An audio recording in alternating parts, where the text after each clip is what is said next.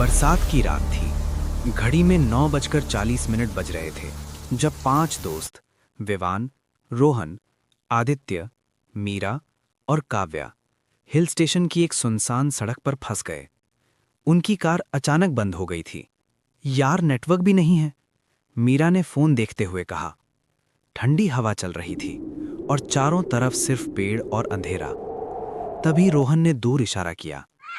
वो देखो, कोई बिल्डिंग है, पुराना गेस्ट हाउस। वो एक पुराना टूटा हुआ गेस्ट हाउस था, हिल व्यू गेस्ट हाउस। दरवाजा आधा खुला था, जैसे कोई उनका इंतजार कर रहा हो। काव्या डरते हुए बोली, ये सही नहीं लग रहा। पर बारिश तेज हो चुकी थी।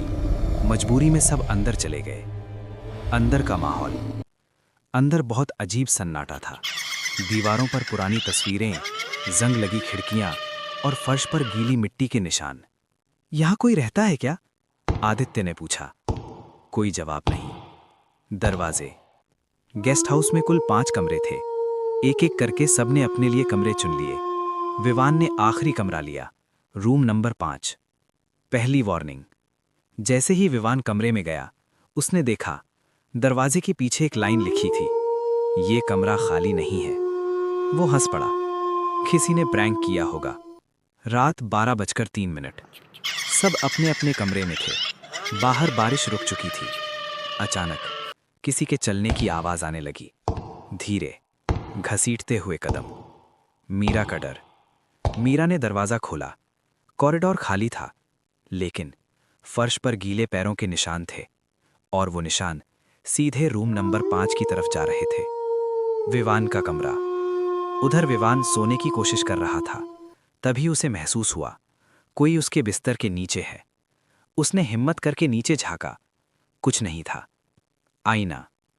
कमरे में एक पुराना आईना था। विवान ने उसमें खुद को देखा, लेकिन उसका रिफ्लेक्शन 1 सेकंड लेट था। दूसरी वार्निंग। आईने में उसका रिफ्लेक्शन धीरे से बोला, तू अकेला नहीं है। विवान जम गया। दरवाजा अपने आप बंद हो गया और लॉक हो गया। कॉरिडोर में बाकी दोस्त मीरा, रोहन, काव्या और आदित्य अब एक साथ थे। कुछ गड़बड़ है, रोहन बोला। तभी रूम नंबर 5 के अंदर से आवाज आई, बचाओ। वो विवान की आवाज थी। दरवाजा तोड़ना। सबने मिलकर दरवाजा तोड़ा। अंदर जो उन्होंने देखा वो खाली कमरा था। विवान गायब। कमरे में कोई नहीं था। बस आईने पर खून से लिखा था, एक अंदर आ गया। सच्चाई का। कॉरिडोर में उन्हें एक पुरानी डायरी मिली। उसमें लिखा था, ये गेस्ट हाउस नहीं, एक ट्रैप है। रूम नंबर 5 में जो जाता है उसकी जगह कोई और ले लेता है। आती विवान वापस। अचानक विवान कॉरिडोर के दूसरे छोर पर खड़ा दिखा। मैं यहां हूं। सबने राहत की सांस ली।